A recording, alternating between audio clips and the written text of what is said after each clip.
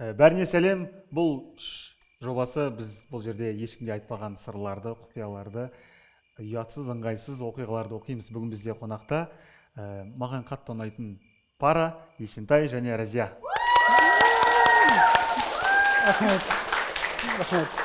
Ассалаумалейкум. Қош келдіңдер. Үшеуміз светлый болып күшті киініп отырмыз. Я специально. Как будто ешқандай нәрсе білдірмеген сияқты. Я как будто еще. Сіздер де күшті болып отырсыздар, бірақ мына жерде бұл құпия чемоданы. Ой, бұл мияқтан сасыған иіс шығып отыр ғой. Иісі неприятно ғой. Бұл жерде біздің көрермендер, осында келіп отырған көрермендер жазған құпиялар, ал мынау біздің почтаға жіберілген құпиялар. Короче, грязь көп. Бүгін Қазақстандамыз ғой. Жеткенінше оқимыз. Неге олай айттың, ужас. Уақыт жеткенше оқимыз, уақыт жетпегендерін келесі выпускқа қалдырамыздан барлығы. Ну, скорее всего, уақыт жетеді бізде. Енді бір сұрақ, ыңғайсыз ситуацияларға қаншалықты көп түсесіңдер? Сен көп түсетінін білем? Жоқ, брат. Ровный адам ғой, брат. Вообще дым ұялмаймын соңғы кездері. Бірақ көп түсесің. Үйде голый жүре беремін. Міне, осылай, по идее, түсем, я? Жаңа байқадыңдар, я? Ыңғайсыз ситуацияға. Мысалы, қазір бәрі маған қарап тұр. Вот мен түсем осылай. Сенің жұбайынан сұраймыз. Ыңғайсыз ситуацияға көп түседі ма, Есентай? Оған ыңғайсыз ситуацияның бәрі нормально болып көрінеді. Жоқ, негізі мен шынымен андай ыңғайсыз ситуацияға түсем деп ойламаймын. Өйткені мен басында граница жоқ. И всегда андай сөйлеп отырамын, анау-мынау бір таныстармен, енді көріп қалған адамдармен, енді танысқан адамдармен бір нәрсе айтып отырамын. И бір уақытта андай бір сеземін да, түртіп отырады Разияға. Разия, и түсінемін уже, все, мен қазір бір артық нәрсе сөйлеп отырмын. Бестактный адаммын да. Иә, сол үшін. И плюс сен ұмытшақсың, иә? Паспорт ұмытады. Қашан? Удостоверение ұмытады. Қашан? Менде ыңғайсыз ситуация из-за Есентая болады всегда.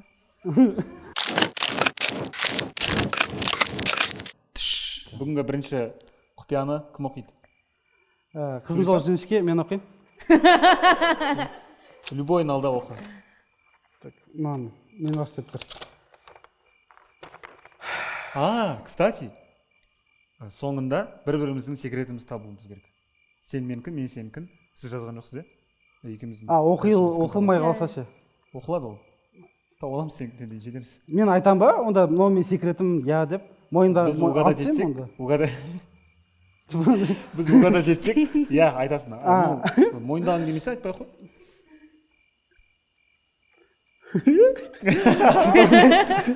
Қызық тұрып отсам да. Оқым келмей кетті деп шептен. Далбан. Кішкентай кезімде дос баламның қорада қойды періп жатқанын көріп қалдым. Есентайға сен кім айтасың? Мынау бірінші секрет па? Мен залға қарап отырмын, залда тек қана бір бала отырды. Ерасыл десе. Жоқ, дос баланы көрген ғой. Дос баланың қойды. Дұрыс оқып жатсың ба сен? Қызды шығар, может? Жоқ, қойды. Может, қойды, типа поставил? Уйбе. Жайт, періп. Давай уточнить етпей қойық, тез оқып кетші. Дос балам жалынып айтпа деді. Көрсетіп оқысайын. Дос балам жалынып айтпа деді, конечно. Бүкіл Қазақстанға айтып отырсың. Мен бұл секретті сол жерде көміп тастадым. Бүгін қазып алдым десе. Енді 13 жыл өтті. Оппана, кино ғой кәдімгідей. 1 жыл бұрын менің атымнан 2 миллион кредит алып, қадап кетті. Сосын мен оны беріп кеттім. Телефон өшірулі, жауап бермейді. Атын айтпайым.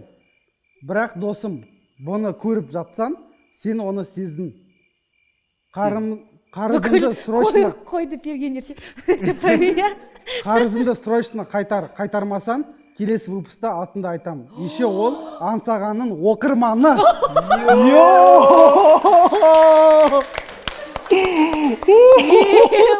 Ал енді сұрақ, менің аудиториям қандай?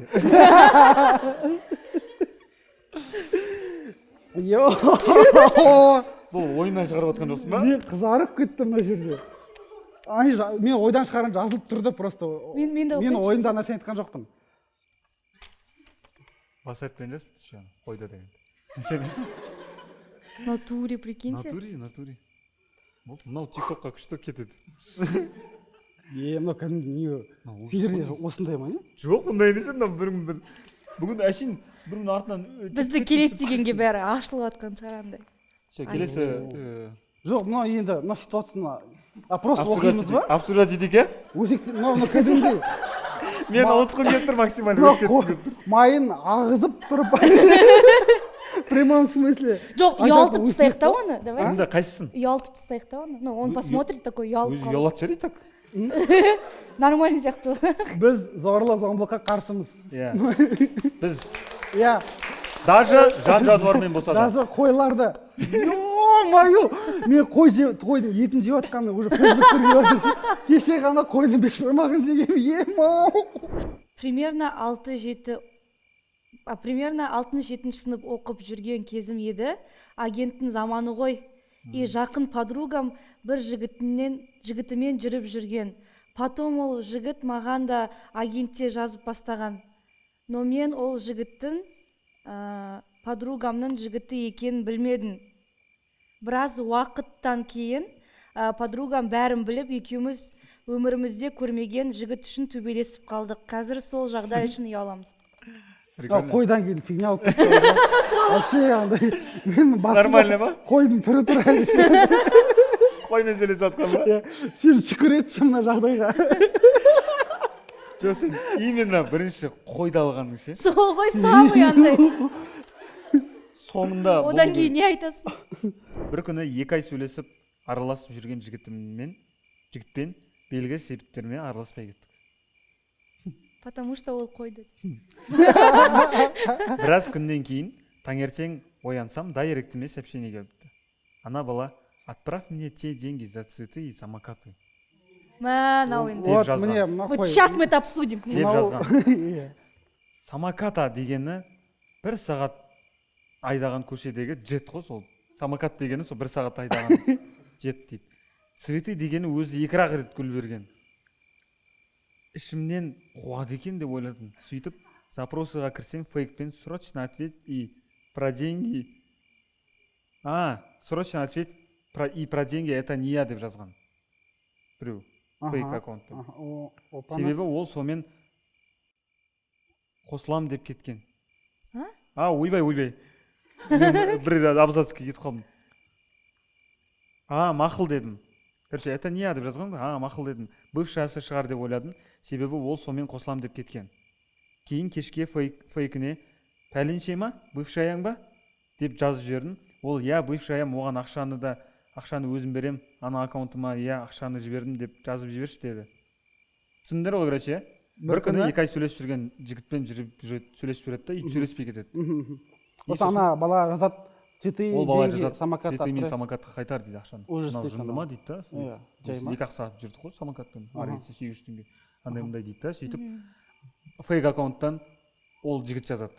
Мен емес анау дейді. Басқа, Ол бывшаям менің дейді. Сөйтеді да, бывшаям дейді ғой. И сол бывшаям ақшаны жібердім деп айта сал дейді, короче. Опана. Трейлер. Бывшаям оған ақшаны өзім берем, ана аккаунтыма ақшаны жібердім деп жазып жіберші деді. Бірақ мен жазбадым да, ақшасын жібермедім де. Бұған сонда тупой кішкене. Кейін ертесі ананың аккаунты тағы жазып тұр. 10 теңге. Үндемей отыра бердім. Бір кезде это я сам деді. Мен аудио жібер дедім. Ол компьютер клубтамын деді. Онда басымды қатырма дедім. Қатырма? Қатырма деп жазып. Кейін звондап тұр. Алсам өзі ақша жібересің ба, срочно керек дейді. Қумаш дедім. Мен сенен еш нәрсе сұрағаным жоқпын ғой. Өзің бердің деп ЧС-қа тығып тастадым. Черный списокқа. Жігіттер, мүлдем бермеңдер. Берсеңдер, қайтадан сұрамаңдар. Жыланбаңдаршы дейді. Ал енді қара. Ал сен ақымақ көріп отсаң, сәлем. Енді бұндай қателікті қайталама. Так, біріншіден подарокты обратно сұрау дейтін, ол өте низко. иә Ол егер өте ақшаң ескі жоқ болса, деген онда ол. можно. Ол иә компьютер клубқа ақша жетпей жатса можно. Иә, CS:GO-ға түсінуге болады. Жоқ, шынымен негізі мен шынымен ондай нәрсені ол мен үшін абсурд. Ондай нәрсе. Мысалы мен Разияға айтып беремін, Дайстың ақшасын қайтар деп ұрысып қалғанда. Иә? потому что ол біздің общий ақшамыз уже. Иә. Ақшамыз уже. Бірақ сен ғана қолданасың ба затты? Жоқ. Жоқ, менде қалай Дайсың? Жақсы ма достар? Қалай дегенде шаштарын жайлап түсіп жатса. Кеттік, келесі секрет. Жоқ, мына кішкене осы теманы ашайық та. Бұл Негізі. теманы, Нет, короче, тиктоктан да көп болып кетті қазір. Кто видел такие видео, то что обратно сұрайтын ба? иә мен саған алдында донер алып бердім, ақшасын қайтар деп ше. Донер деген қате енді. Жоқ, вообще типа Там такси 5 жоғары қайтаруға болады. Сондай болсын. Жоқ, қазір вообще қазіргі заманда мен білем жұмыс істеп ақша табу қиын да, но бірақ жігіттер көбісі альфонсқа айналып бара жатыр. Например, мен десең. Максимально өткені көп ситуацияны кездестіремін, подругамда, дос балаларымда қыздардың артынан кредит алып, жүрмей қалып, қызана нетіп, артынан жүгіріп, бытыш болып, бала ставка тігіп, қуып кетеді, нетеді. И көп қыздар слепая любовь дейді ғой. Сонымен көп қашақ кіріп кетеді, короче. И қыздардың көбісінің зарусында да, именно айта аламын қазір, осы жерде явно бір қыз бар, сондай проблемасы бар. Явно. Бар ма? Қайда біліп қойды? Сырт жасында, көтер басында. Құрметті қыздар, жігіттер егер солай сұраса, ақша, немесе алып бер, займ, кредит десе, никогда не отказывайтесь. Мен бүйтіп тұрмын ғой еще. Күшті нәрсе айтам ма деп. Айтпаңдар, потому что кім біледі, ол ертең айдаладан келген туысың емес, ағаң емес. Жоқ, не только жігіттер, вообще в целом любой адам сұраса. Короче, бір-біріңе алып бермеңдер, если мамаң болмаса там. Маманы да сенбе. Қазір сондай заман деп. Короче, в целом кредит ештеңе алмай қойыңдаршы. Сен жігіттер ұялсаңдаршы. Жігітсіңдер ғой, еркек бастарымен қыздан ақша сұрап ұялмай. Сол ғой. 19 жасымнан бастап темекі шегіп кеттім. Сосын темекіні қойдым деп айкс сатып алдым. Есентай, сен бар жазғанда да? Сосын одноразка деген бәле шықты ғой. Соны айтып соны сатып алып, айксты қойып кеттім. Енді одноразка тастай алмай жүрмін. Мен қызбын. Өмірде адасып жүрген адам ғой. Өзінің орнын таба алмай жүрген адам ғой. Келесі остановка қай жерде? Так, мынау оқу күшті екен. Сен бәрін өзің оқу ерсің. Анда қызық болып жатыр. Мен қалаға оқуға келгенім. 4-ші курста оқимын. Қалада ағамен жеңген үйінде тұрамын. Опана! Что там басталды? Алматы. Жара. Заголовок есть, интерес есть. Ағам таңнан кешке дейін жұмыста. Опана! Жеңгесімен де қалады. Жеңгем жұмыс істейді, домохозяйка обязательно. Бір күні менен қоймай сұрай берді. Сабағын нешеге дейін деп. Конечно, мешает деді ғой енді. Мен кешкі 6-ға дейін дедім де, таңертең универге шығып кеттім. Соңғы 2 пара болмайтын болып, қуанып үйге ерте келіп қалсам, бір еркекпен ағама измена жасап жатыр екен дейді. Ойбой. Кім? Білмеймін, татыр. Кетші. Қазір өзім көріп тайынсын айтып беремін. Көзіме кино болып жатыр ғой.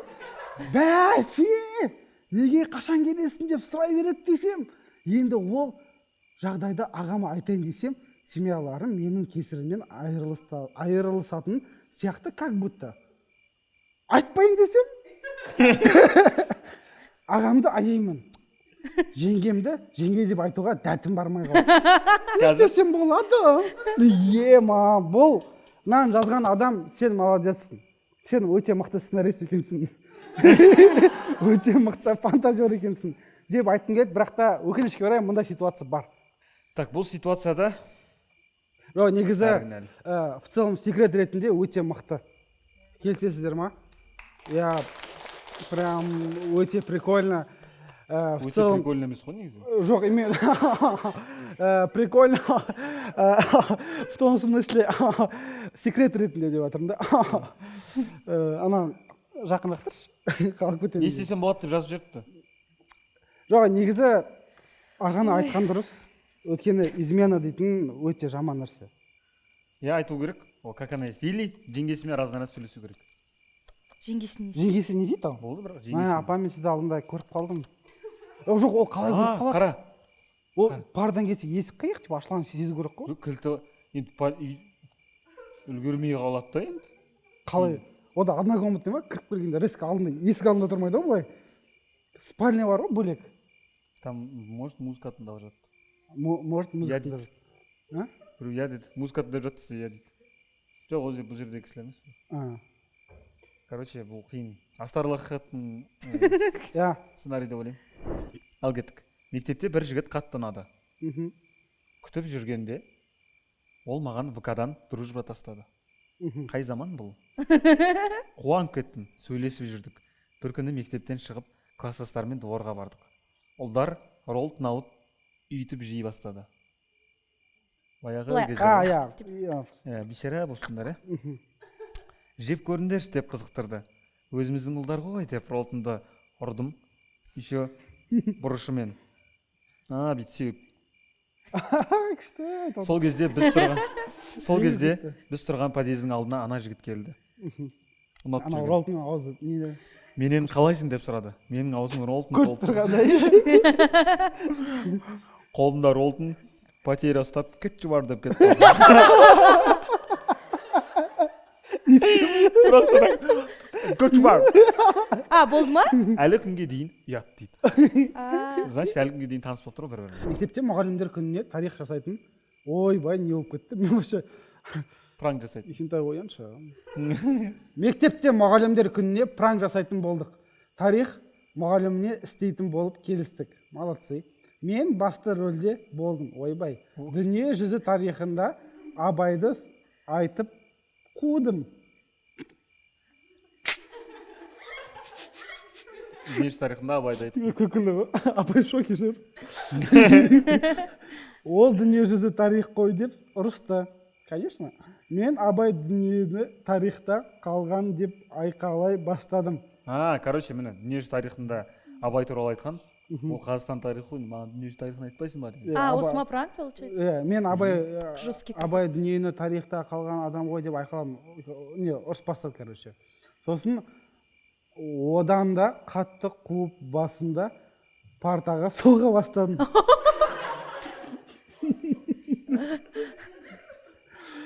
Қолдаймыз деген класты тыныш.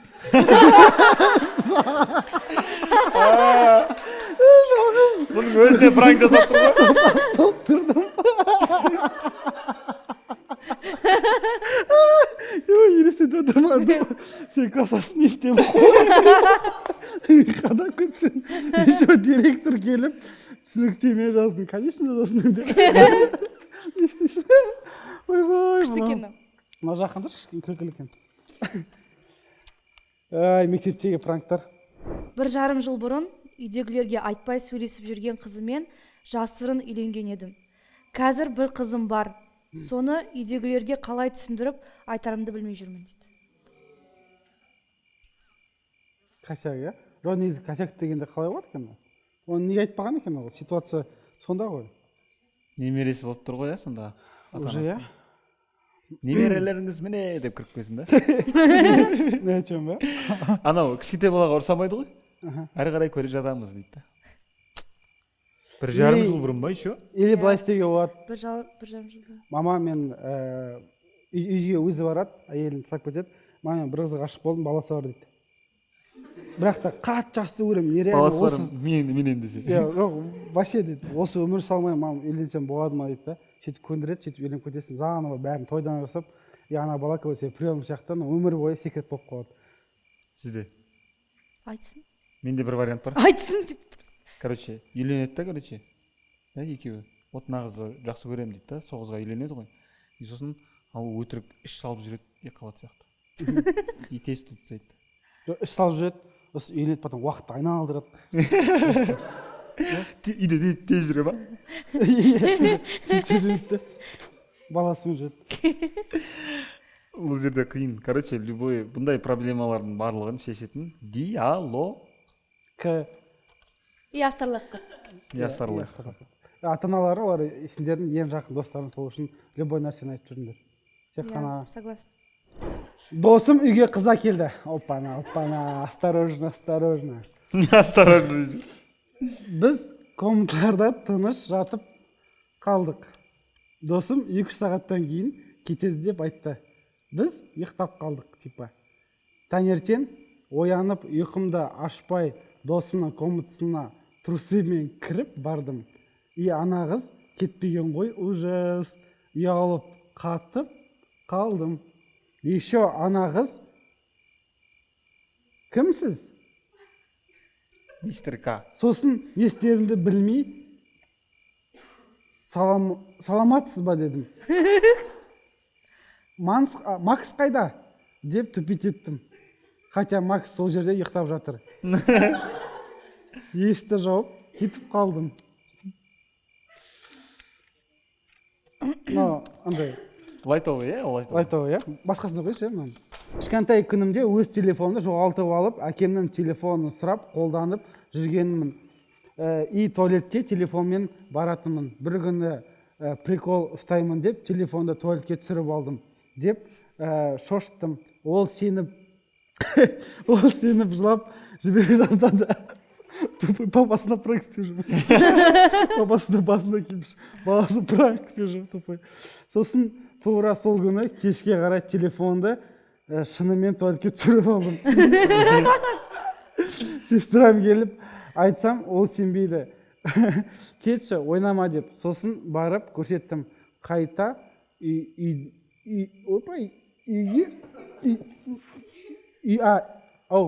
үйде ағам болған телефонды сол алып берді. Қай туалетке? Үйдегі туалетке. Ауылдағы туалет бар ғой? Ауылдағы ма? Аха. Керемет туалеттер. Ауылдағы туалетте алу қиын сияқты ғой. Олар ауылдағы туалетке просто любой зат түссе, Джек, Роза. Кетеді да. Болды ғой. Так, мен оқи берейін. Мен колледж оқып жүргенде сөйлесетін қызым болатын. Қызыма 2-ші парадан соң артқы шығу есігінде кездесеміз деп келістік. Сонымен 2-ші пара біткенсін, барсам, сөйлесіп жүрген қызыма ұқсаған қыз тұр екен. Мен сол деп ойлап, бюстгальтерін тартып қалсам, ол бізге сабақ беретін апа екен. Ё-моё. Тема сосын. Содан кейін апай менің қызым болып кетті дейді. Ойнап айтамын, жоқ ондай. Ема, короче, брат. Мен де сондай болды десең. Жоқ, өте прикольная ситуация. Анда күшті секрет екен. Но секрет емес, яғни бәрін айтып жатыр ғой, қасында бәрі біледі. Тарттым мен, қызыл екен деп. Ой деп, апа кетіп жатқанда прикол ұстап. Бір күні үйде отырсам, дос бала звондайды. Шықшы, келіп тұрмын. Сюрприз бар саған дейді. Шықсам, машинамен келіп тұр. Көзіме шарф байлап, отырғызып алып кетті. Дос бала. Жоқ, қыздың дос баласы. Қыздың дос баласы. Түн ғой, кетіп барамыз, дым айтпайды. Бір кезде тоқтайды. И музыканы қатты қойып, түспей отыр деді. Мен түсіндім не болды. Машинадан түсіп кетті өзі. 5-10 минут өтеді. Есікті ашып, жүр түс дейді. И шығып, көзімнен шарф талады. И қарасам, свечалармен жол жалғап қойған, короче. Дала қап қараңғы, тау жоқ. Тау жақ. Букет розамен біреу тұр. Ана бала, жаңағы дос бала мені, короче, сол жерге қарай алып барады. Гүл ұстап тұрған өзіммен оқыған одноклассникім екен дейді. Вообще не ожидала ғой. Анау баламен үйтіп сөйлесіпті жүрген жоқпыз. Ё-моё. Одан ешін шарф байлап машинасына отырдың? Сол ғой. Жоқ, там ждал другой. Другой ждал? Иә, Типа он одноклассник. дұрыс тапындасай. Ё-моё, не дерін білмей. Сюрприз екен ғой. Ё-моё, не дерін білмей. Қызым боласың ба деп солай дайындалған ғой дейді. Мен қуып иә дегем ғой. Ұялып атқаным ше. Сосын үйге қайтып ойланып, мен не істедім? Сосын инстаграмнан жазып жүргем ғой, короче, жоқ, аумау. Аумау. Деп ситуацияны объяснить етіп, еще ойландыршы, сол күннің алдыңғы күні бәрі жиналған вечер болған ғой. Сол кезде сөйтіп істегісі келген ғой дейді. Вечерде. Қашып кеткен. бәрін көзін. Мен ол вечерге бармай қалғам. Специально. Жақсы болған ғой дедім. Бармаған. Позорын шығаратын еді ана. Кейін ол шықшы деп талай келді. Шықпай қойғансың ғой. Ана сөйтшілер еркіп кеткен шығар уже анда. Қазір тым болмағандай уже бұрынғыдай жүре береміз дейді. Они Просто. уже вместе, да, получается? Нет, бұрынғыдай, так одноклассниктар сияқты. Привет, қалайсың? Это очень странно. Негізі прикольно андай нежданчик адам. Если жүріп жүрген адам предложение жасаса, күтесің ба примерно? Нежданчик адам келіп предложение жасаса. Еще я деп қойған. Жоқ, қыздар молодец, в принципе, баланы көлінен қайтармайды, дәл сол жерде позорын шығармай, ана жерде я дей салған ше. Потом аккуратно барып, родной, қумай деп айтты ғой. Аумау деп жаза. Жоқ, қыздың понятиясына молодец. Қыздың понятиясы. Ол бала, ана предложение істеген қаласы келді. Кішкене сөйлессе болады ғой, бір Сөйлесіп. Енді, возможно, андай балалар болады, іште жақсы көрсетті, айта алмайды, бір уақытта решился, и сразу андай мықты сөйлесіп. Эйфорияға кіріп кететін ба? Иә. Эйфория. Мен кезегім ғой, ә? Мына история қатты ұят. Но айта алмай жүрмін ешкімге. Менің бір апам бар. Тұрмысқа шыққан. Бір күні біздің жақта үлкен той болады. Жер үйде. Бәрі ішіп алған. Лағып жүр. Долаға шығайынша таза ауа жұтуға деп шыққам. И бір нәрсе көріп қалдым. Шок. Шок болдым қатты. Жаңағы жездем құдаша қызбен сүйісіп отыр машинада. Үйдің артында ма прям? Сәл ар жақ бар. Долаға деді, долаға. Үйге қашып кеттіп, үйде жыладым. Енді сестрама айтайын десем, семьяларым бұзғымда келмейді. Қорқамын. Не істесем болады? Бағана жездемен соң ар жақ бер ана. Білесің бе, жеңгесі. Иә. Сон ар жақ бер жағы, иә? Сол бір отбасы болса ше. Точно астарлар. Еще ана несі ше, студентке бірінші кісі бар, туысқаны. Аяқта доставал ереді, маяқта доставал ереді, андай. Күшті, да? Молодец. Не істесем болады дейді. Жаңағы решение ғой. Диалог. Просто, диалог. Мектепте дискотека болатын болды. Класстас ұлдар ішіп барайық деді. Ой, 4-ші классымыз ғой деді. Жақсы көрем ғой, таластап алып, ё-май. Подъездге кіріп ішіп алатын болдық. Мен басында чекушка ішпеймін дедім. Чекушка дейтін адамдар бар ма, әлі? Маған сестібеске. Бірақ сосын көндім. Конечно, басқа вариант жоқ. Чекушка деп. Басқа арақ жоқ. Келесі күні мұғалім ұстап, ата-анамызды мектепке шақырды. Түсініктеме жаздыртты. Түсініктемеде мені Алишер қинап іштіртті деп жаба салдым. Ұят-ай! Деп жазды. Прикольно. Алишер қинап ішкізді. Не? Мен Алишер қинап ішкізді. Мен ішпеймін деген мен. Ұят па? Мен 11-ші класс, 10-ші класс шығар, иә? Короче, мен бір история айтайыншы. Сен жазған жоқсың ба не? Жоқ, мен жаздым, аяқта ол. Просто вообще историямда, айтуға болады ма, болмайды ма, мен бірақ білмеймін. Айтшы. Мен ол ситуациядан қатты ұяламын. Давай. Форматтан кішкене ауысақ болады ғой, иә? Бірақ та мен бұл историяны ешқайда айтқан жоқпын. Мен білем ба? Білмеймін. Короче, мен кім кішкентай мектеп кезінде рэпер боламын деп соған ұмтылды. Ашқазақ про, Гуф, Витя Ака, солар тыңдап. Шкода қалада, мы бандай свет, казахи поднимает авторитет. Иә. Сапаға қаратын емес, позор бұл. Ол кезде Nokia 6300, 6303. 2700 бар. Кішкене бер жағы. Содан кейін мен интернатта тұрдым. Интернат, ол детский дом емес. Ол чуть-чуть хуже. Қиын, иә. Ол жақта бізде тәрбиешілер болды. Тәрбиешілер всегда бізді ұрсатын, олар ұрыспаса балалар тыңдамайды. Но бірақ бізге всегда строгий болады.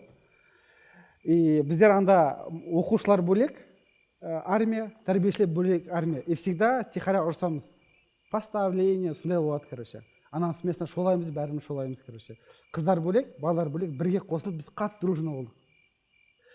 Мен, Лес, Қайырғали, 3 топтан құралған трио рэпер Вити Ака Эки Бой интернаттан мұғалімдер туралы рэп дис жазамыз деп шештік. Как будто олар бізге ответ қайтарады.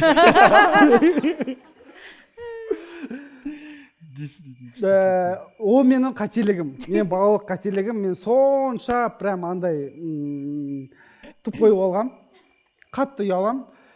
Өкінесің ба? Өкінем, потому что аяқта тексттер, ё-моё, заведующий, мұғалім бізде, блин, қалай айтсам болады.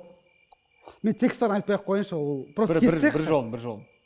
Жоқ, сен қазір айт, бірақ оны кесіп тастайсың, иә? Иә, Рай Нұржан дейтін апай болды, немен жүреді, не дейтін оны? Таяқпен жүреді. И ол всегда бізге қатты ұрсады, короче. Янда, типа, бәленше, ифмал, үш аяқты шал, типа, ұрат, атибал, насырал, осындай тексттер болды. Короче, біздер еліктеп жүрген балдарымыз, өткені біздің тыңдайтын өлеңдер, олар сондай, типа, андай қатты дейсті, короче, прям жесткий дейстер, еще андай 500 батылдар болды ғой, аяқта прям боқтап тастайды ғой. И, короче, соны жазамыз, үшеуміз 3 парт бар еще, короче. Қайырмасы интернат, freedom, интернат, типа интернат, бізге бостандық керек, как будто біз андай тәуелсіз бір түрмеде андай жүрген сияқтымыз ше, құлдықта жүрген сияқты. И, короче, үшеуміз жазамыз да, Nokia 3.0 қойып қоямыз, екінші неден просто бит тауып аламыз да, короче, Safari'дан, Google'дан болды ғой, ояқта қандай браузерлар болды. Тауып аламыз да, короче. Опера дейтін. Иә, диктофонды қосамыз, и андай өлең түң естіріп, и былай оқимыз, короче. И соны диктофонды ашып тастайсың, потом оны компьютер лақтырып, MP3 форматына ауыстырасың. И өлең сияқты болады ана, короче. И біздің ең бірінші запись, еще андай оқып атқан, давай, текстарда болды. Өткені пауза жоқ қанияқты, тек қана бірақ дубльдер өңірек қой. Сол өлеңді шығарып, үшеуміз тыңдап жүреміз интернетте. Брашкаларға көрсетеміз, Үшеуің ғана, иә? Үшеуміз ғана. И потом комнаттағы балаларға көрсеттік, типа, братан, это хит, деп, короче, это брат, поддержи, бәрі поддержи бастады. И кешке қарай біздер қыздар мен балалар дружба дедіміз ғой, біздер паркке жиналғанбыз, короче.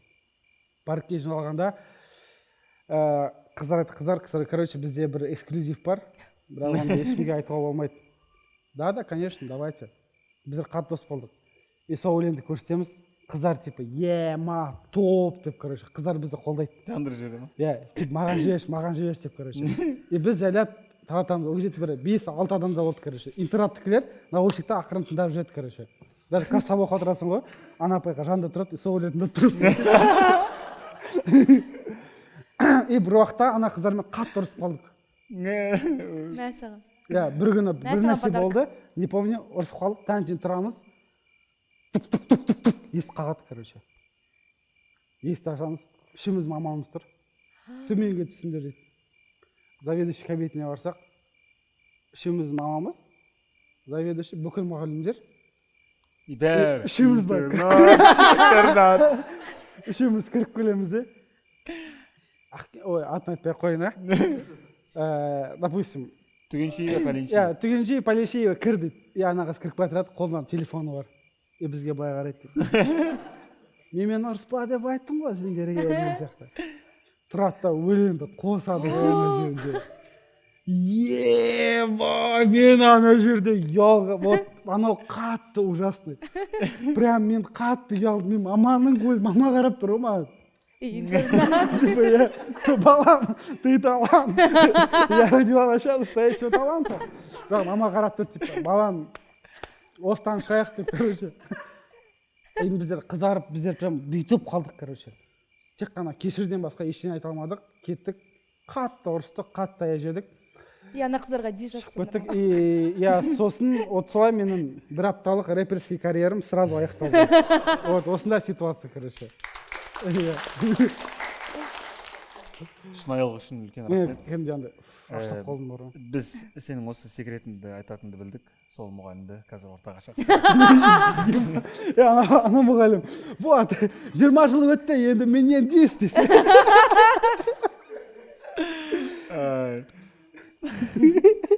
Ема просто кринж ғой анау таза, ё-моё. Ол бар ма диктофон негізі? Ой, резко өшесің ғой. Вдруг дегенім ғой. Осы керемет нотада для уточнения. Біз кішкентай қалада тұрғанда болған оқиға. Ортақ ұл досымыздың үйіне жиналамыз. Значит, қыз болып тұр ғой бұл, вечер емес, жай отырыс. Ол үйде примерно 30 адам жүрміз. Вечер емес, жай 30 адам жүріп қалдық та енді. Ұлы да, қызы да бар. И бәрі ішіп бастайды. Вечер емес. Ішкенде де өліп ішті прям. Жоқ, вечер емес. Біз алқаштармыз. Без повода, вечер емес. Біз қыздармен отырмыз. Менің подругам қатты ішіп отыр. Еще коньяк, пиво бәрін араластырып. Бірақ вечер емес. К слову, ол еще көтере алмайды ішсе. Мен бөлек комнатаға жалғыз өзім кіріп кетем, потому что бәрінде уже пьяный базар басталды. Менің кетіп қалғанымды ешкім байқамайды, іздемеді. Бір уақытта бәрі қатты шулап кетті. Не болған білу үшін шықсам, сол менің іше алмайтын подругам туалетке барып құсқан. Бүкіл жерге құсқан. Еще сол кезде үйде су тоқтап қалған. Ужас. Дос баламыз қатты жынданып, ана қыздың есін жидыру үшін унитаздағы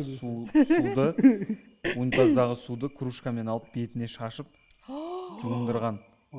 Содан бері сол кругтағы достарымызбен араласпаймыз. Так как ол историяны бүкіл қала естіді, и нам до сих пор стыдно. Үлкен қалада емес қой, кішкентай қалада. Кішкентай қалада. Кішкентай қалаларды санап шығайық десең. Ну это, ұят енді. Позор. Позор ғой енді. Нормально. Жоқ, позор дегенде қалай, в целом түсінуге болады ситуацияны. Ана баланыкі ұят. Ну да, именно сол. Енді сол ана баланыкі ұят, и сол бетіне шашқан үшін сол в целом сол ситуациядан. Я думала, ұятты, что она там қысып ұстады. Бәрі ұят болып тұрғыз в целом. Совокупность ұятов. Содан кейін вечер басталды дейсі. Енді вот басталды деп. Мен жандарым ек. Қайсын таңдайды достар? О, прикольно. Ортасын.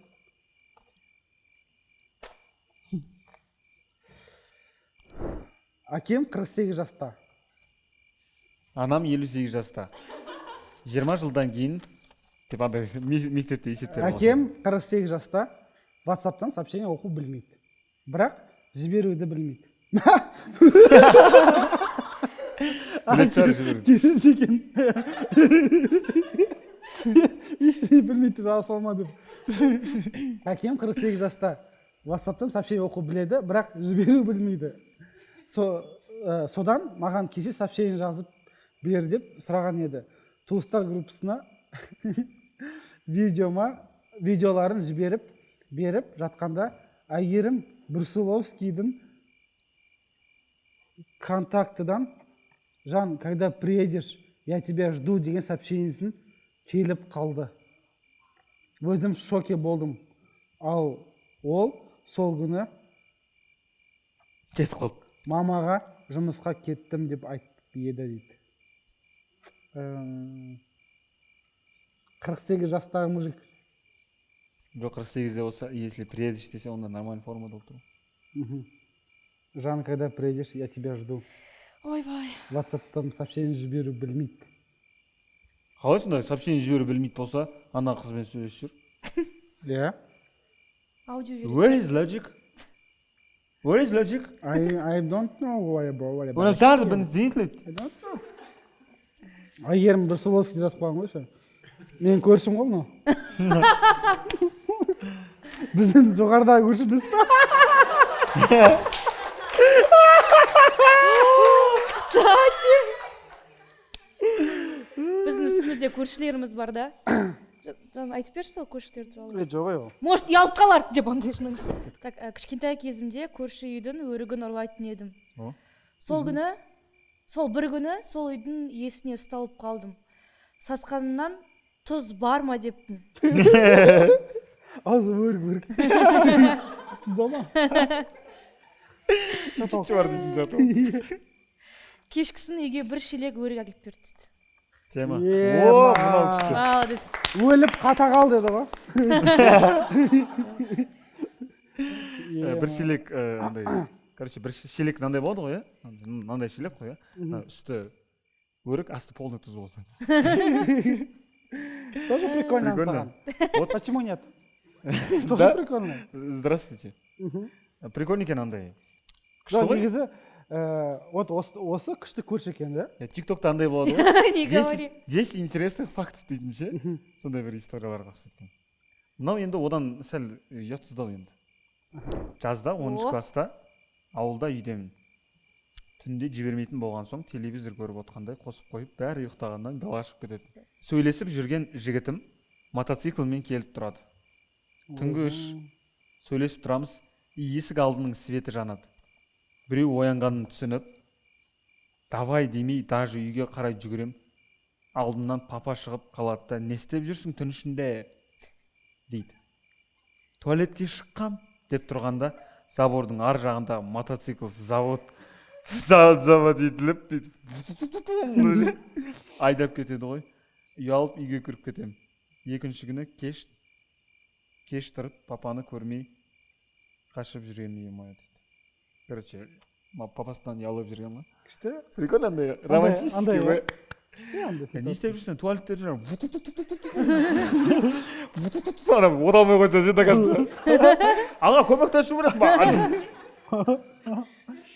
Андай ауылдың романтикалық историясы. Иә. Иә? Осындай историяларға қандай тап болып келеді. Папасынан ұсталып қалып ше. Иә. Просто мен ұнататын қыздың Сен папасы. бірақ мотоцикл жоқ қой. Иә. Осы мотоцикл алу керек, бір ауылға бару керек. Шу ауылдың бір қызын ұнатып қалу керек. Еще ұйықтағанын күту керек аналардың. Түнгі іште. Телевизор керек еще. Еще анда мотоциклың сынық болу керек ше. Иә. Қиындау екен. Я не хочу такого. Кеттік. Мен Осындағы кісілер. Иә, мыналарды көрейікші ал. Мынау жақсы мыжылған, значит. Бір ұқыпты біреу, почкасы күшті біреу, иә? Да? Бәкел.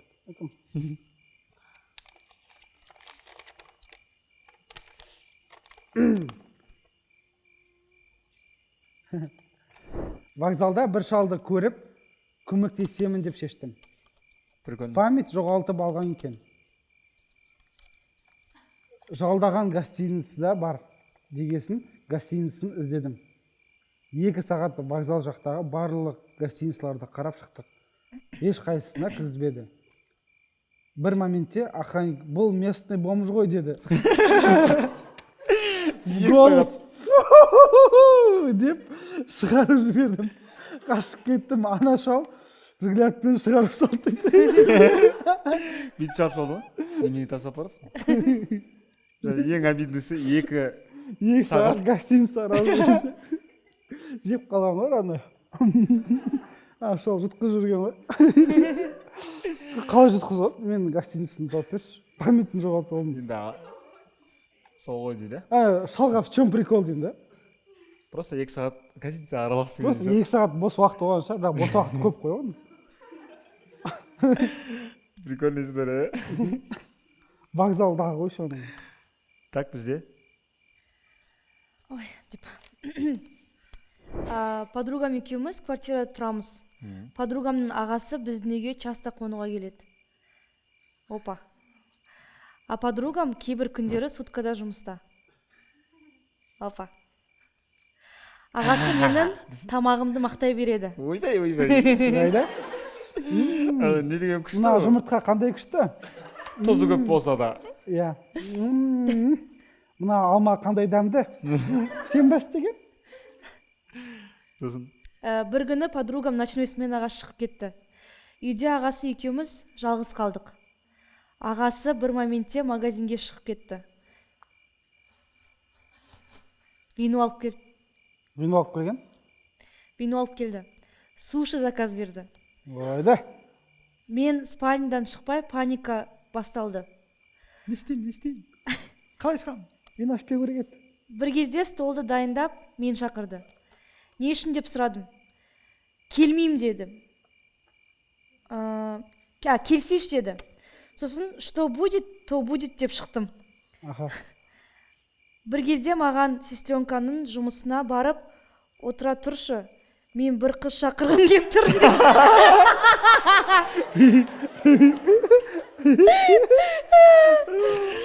Что будет, то будет деп шыққанбыз ғой. Ух, дедім. Жұмыста отырмын магнумда. Бірақ чуть-чуть обидно стало дейді. По идее, да, видно. Хотя бір суши берсе болады ғой. Да, құрыш деп. Зато тамағын всегда мақтайды. Басы күшті басталды, романтично. Прикольно. Соны ұнады ма, хэппи-энд болған. Мистер Бин. Ана ағасы красавчик екен. Ағасы? Суши бермеді ме онда? Өйткені кейбір ағаларды білем. Сестренкасын, подругаларын жоқ қылатын. Бұл жерде просто ағасы егер жаңағы қызбен сол кезде отыр деп ішсе, кейін келе алмай қалады ол үйге. Келе береді, бәрі жоқ. Так, Новый годқа үйімде отырыс ұйымдастырамын. Одноклассникилер жиналамыз. Қонақ қыздар да келеді. Значит, левые. Әдемі өтіп жатты. Бір кезде билейміз. Вальс қосылады. Қуатжан деген дос жігіт қонақ қызбен вальс билейді. Қуды ғой. Кетті ғой Қуатжаның. Қуатжанды қиын. Вальс билейді. Билеп жатып көтеріп айналдырғысы келеді. Қуатжан қуатыр ол. И сол момент күші жетпей құлап түседі. Қуатжан. Қыз ыңғайсызданып қалды. Қатты күліп жібердік. Көріп отқан болсаң, Қуатжан кешір досың. Күлкілі ғой, Қуатжан қуатжан. қыз көтерейін деп қайтан қойды, қайтан билей салды. Типа былай айналдырғысы келді, бүйтіп құшақтап. Прикольно. Аты да күшті ке, Қуатжан. Қуатжанның қуаты жоқ екен. Қуатжан. Қуат жоқ. Қуат жоқ. Прикольная история. Киноның историялары болып отқан жоқ бәрі. Примерно 1-2 класс көрші баламен ойнаймыз. Көрші ата болатын. Бақшасы мош енді. Сонымен бақшаға малина ұрлауға түстік. Саған неге сонда берді? Сол малина өзіміздің огородта да бар негізі. Но ұрланған дәмдірек қой енді. Сонымен ұрлыққа түстік. Бірақ ұрлап жатқан жерден ұсталдық. Кешке бір шелек малина деп берді. Бірақ ұрлап жатқан Сіз бар ма жерден дедім. тура сол болса. Көрініп қалдық та қаштық. Тығылдық 10 минуттай. Сосын шықтық. Ата артымыздан келіп ұстап алды да жерден бізді көтеріп неге ұрлайсыңдар деп қорыққаннан бұтыма жіберіп қойдым. Прикольно, қорықса сөйтіп. В общем, түйін ешқашан ұрлыққа түспеу керек дейді. Түйін жақсы. Түйінне 5 қой. Молодцы. Мен дым оқу білмейді екен, осы неге келіп. Өзінің ішінде. Ал давайте бәріміз бір шапалақтап жүрейік, өйткені соңғы екінші история. Мен тамағым кішкене ассалаумағалейкум. Дайынсыңдар ма? Достарымызбен демалымыз, опана. Бәрін құрттым ба бүкіл үмітті. Достарымызбен демаламыз деп тау жақтан коттедж алдық. Түнде қыздар ұйықтап, олдармен комнатада 100 граммнан ұрдық. Таңға дейін отырдық. Бір кезде туалетке барғымыз келіп кетті. Астыға түсуге еріне балконнан жібердім. Сөйтсе, повар астында қазанда тамақ істеп жатыр екен. Дәл соған түсіпті. Кепеш басталды. Қыздар оянып, не болды деп сұрады. Повар айқалап, малсыңдар ма? Адам тамаққа сүймей, ұят баймайттар. Жейсіңдер соны деп айқалады. Қыздардан қатты ұят болды. Күшті история. Түйін? Балконнан сүймеңдер. Жоқ, түйін табақты кішкене ар жарақ қойыңдар. Ал сұрақ пісіріңдер. Және жаңағы ең соңғы оқыңдаршы деді ғой бір историяны. Сен күтіспедің ма сол? Жоқ, ең басында оқыңдар десе.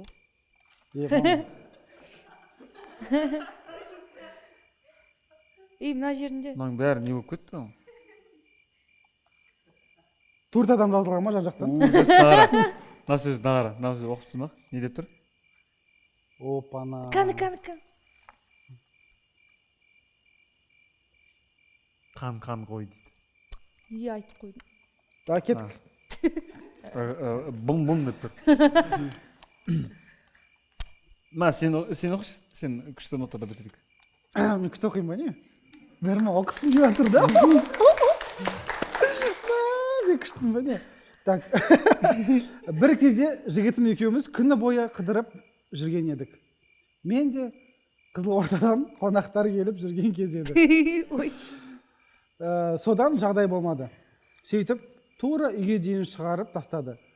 Бір этажда отыра тұрайық деп шештік. Конечно. На тот момент бізде бірдей записка еді. Менде серый, ода черный. Записка? Спортивка ма? Зипка. Зипка дейді не ол? Зипка дейтін анау таусақ. Иә. Бірде зипка еді. Менде серый, ода черный. Бірақ ауыса тұрғанбыз. Оның үстінде серыйды алып, оны бүктеп үстіне отырдым. Суық қой енді. Баспалдық. Сөйтіп 20-30 минуттай отырдық. Әңгіме ғана айттық. Жаман ойлап қалмаңдар. Вообще ойлап отырмын. Әңгіме айта отырды, 20 минут бойы. Таусылмайтын әңгіме екен да, и так күні бойы жүрген. Бір кезде қоштасуда тұрып қалсам, анау запизипка қан ғой. Ой алла, ұялғаным ай. Қатты ұялдым. Бірақ Алла разы болсын. Жігітімнің реакциясы нормально болды. Әлі де біргеміз. Скоро 1 жыл. Кәдімгідей мені жұбатып поддержка берді. Если ты это слышишь, люблю тебя, черт. Осымен бүгінгі секреттер оқылып бітті. Ұнады ма сендерге? Негізі андай ғой. Күшті екен ғой, бұрын секретін айтқанды. Өзін неудобно сезінесің, өйткені әр адамда шынымен секрет бар. Но бірақ та ең қиыны сол секретпен бөлісу және осындай ортаға ашу, бүкіл публикаға ашу. Енді сұрақ, сенің секретің оқылды ма? Иә. Менікі де оқылды. Оппана! Қазір Есентайдқа қайсы екенін біліп тұрған жоқсың ба? Жоқ, давай сенікін табайық. Неге сенікін таппаймыз?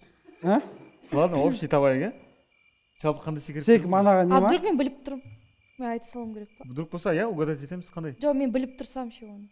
Угадать, мен, он мне говорил вдруг болса. Жоқ, сен оны білмейсің. Мен ойнатып жатырмын ғой, ойнатып салсай до конца. Иә, Разия білет. Так, мен сенің секретің мектеп кезінде болған ба?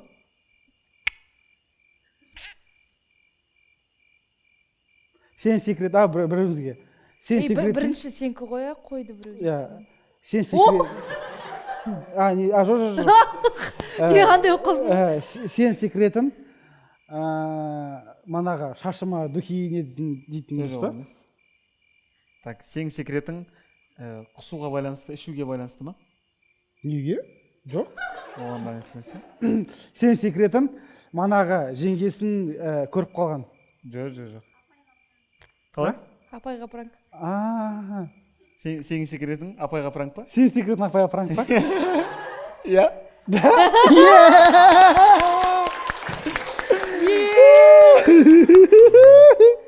Кім тапқан молодец. Неге өйтесіңдер? Есентайдікін табу қиын. Сен мафия шықтың, ә? Қайт ұйықтаймыз, а? Басқа ойнап кетсең. И Есентайдың секреті... Просто Есентайдың, насколько я его знаю, у него какая-то кринж. Үшінші программада бағанадағы секреттер есіме түсіп отыр. Анау кринж бар, кринж нормально. Давай мен сразу былай айтайын. Ойдан шығарған. Жоқ. Поезд туралы емес па? Жоқ, сен 14-мен ешқайда бармайсың. Болмышды қыдыртқансың ғой сен 2 сағат бойы. Жоқ, брат. Сол ма? Балконнан сүйдің ба? Балконнан сүйдің сен. Жоқ, брат. ол секрет емес қой мен үшін. Ладно, сен Айтасың ғой, балконнан шап тұрдым, Ладно, сен сен не обессудь, пацаны. тұз сұрағансың. Оны Сөйтіп кешке өрек әкеп берген. жоқ. Қалай? Макс деп десең. Брат, ол мен үшін секрет емес, брат. Ладно, сен мотоцикл деген сен кімсің ба? Мен мотоцикл айта алмаймын. Қалай? Мен жеңгемді өлтіретінін сразу ана жерде. Не болды басқа?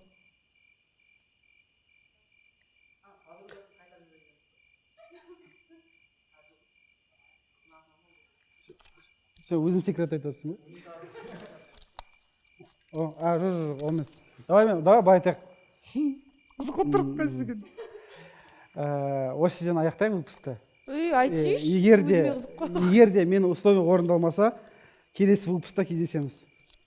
Қандай условия? Қойма. Қойды білуіміз керек. Мен айтпаймын. Қой. Возможно, келесі выпуста кездесеміз. Бәріне рахмет, достар. Қой деймін жібі. Қой, я. Мен айта алмаймын. Мен оны естіген сияқтымын, ол история просто сененше. Или не анау. Қой сияқты негізі. Ера отырған аяқты как раз. Жаңа таныстырдың ғой басында әдей. Ерасың. Мен ештеңе айта алмаймын. Просто, возможно, келесі выпуста кездесеміз. 1-2 ай уақыт.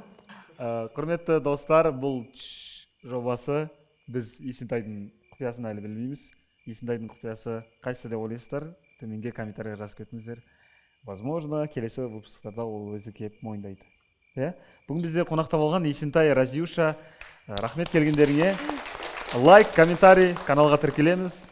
Және келесі қонақта кім болсын, соны жазып кетіңдер.